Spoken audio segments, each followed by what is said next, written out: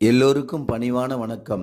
நம்முடைய ஐயா நமச்சிவாயா சேனலிலிருந்து அடியேன் இன்று தினமொரு திருக்கதையில் என்னுடைய நண்பர் ஒருவர் அவர் வாழ்க்கையில் நடந்த கதையை உங்களுக்கு கதையாக சொல்ல விரும்புகிறேன்.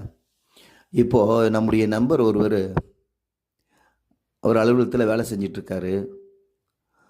ஆனால் அவருக்கு ரொம்ப ஒல்லியாக இருப்பார், சுகர் அதிகம்.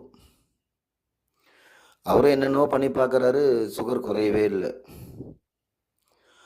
நாவக்கொட்டை வாங்கி காய வச்சு அதை பவுடராக்கி அடிக்கடி வாயில் போட்டு சாப்பிடுவார். அது மட்டும் இல்லாமல் நிறைய வைத்தியம், கை வைத்தியம்லாம் பார்ப்பார். அப்போ கூட சுகர் 400, 450, 300 இப்படி தான் இருந்துகிட்ருக்கு. பார்த்தா ஒல்லியாக இருப்பார். ஊதனம்னா பறந்து போயிடுவார், அந்த அளவுக்கு ஒல்லியாக இருப்பார். ஒரு நாள் அவரை பார்த்துட்டு, என்ன எப்படி பார்க்க அப்படின்னு கேட்டேன். என்ன இந்த சுகர் தான் ரொம்ப வாட்டுது அப்படின்னாரு. சரி, இப்படியே இருந்தால் எப்படி அப்படின்னு. இல்லை, நானும் தான் முன்னா கூட ஈசானலிங்கத்துக்கு வரேன், சாமி கும்பிட்றேன், பெரியவர் அண்ணாமலை அம்மனை போய் பார்க்குறேன், சுவாமியை வணங்கிட்டு தான் இருக்கேன், வைத்தியம் பார்த்துன்னு தான் இருக்கேன், ஒன்றும் சரியாகலையே அப்படின்னு சொல்கிறான். அதுக்கு நான் சொன்னேன், உனக்கு இருக்கிற சுகர் 300, 350ன்ற இதெல்லாம் இருந்தாலே நீ இருக்கிற ஒல்லிக்கு அப்பப்போ மயக்கம் போட்டு வேணும். நீ நல்லாவே இருந்துட்டு போயிட்டு வந்துட்டு இருக்க. இதெல்லாம் யாரால? நீ வணங்குற சாமியால் தான் அப்படின்னு சொன்னேன்.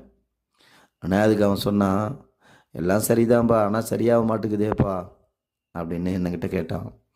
சரி, கவலைப்படாத, இறைவனிடம் பாரத்தை போடு, சுவாமியை வணங்கு, சாமிக்கிட்ட வணங்கு, நல்லபடி காமிப்பார் அப்படின்னு சொல்லிட்டு நான் வந்துட்டேன்.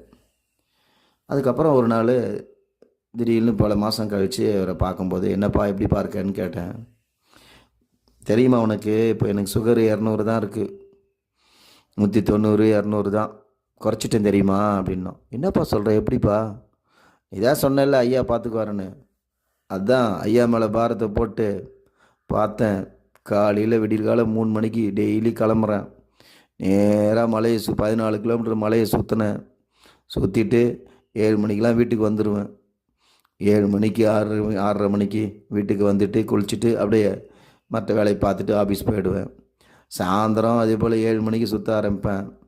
10-10:30 மணிக்கெலாம் முடிச்சுட்டு வீட்டுக்கு போயிடுவேன். இது ரொட்டீனாக ஒரு மாதமாக செஞ்சுட்டு இருந்தேன். அப்புறம் பாரு, சிவசிவான்னு மலை சுற்றிட்டே இருந்தேன். பாரு, அப்புறம் டெஸ்ட் பண்ண கொஞ்சம் கொஞ்சமாக குறைஞ்சின்னு வந்துச்சு. இப்போ 200, 190, 180, இதுவும் சுகர் தான், இருந்தாலும் குறைச்சிட்டேன்ல.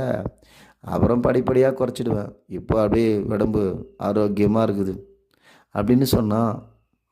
ரொம்ப சந்தோஷம்பா, நமக்கெல்லாம் ஒரு வரப்பிரசாதம் இந்த கிரிவலம், ரொம்ப சந்தோஷம் அப்படின்னு சொல்லிட்டு அவனை தட்டி கொடுத்துட்டு நான் கிளம்பிட்டேன். பார்த்தீங்களா, இறைவனுடைய அருள், இறைவனை நம்பினா ஏதோ ஒரு வழி காமிப்பார். இதுதான் உண்மை.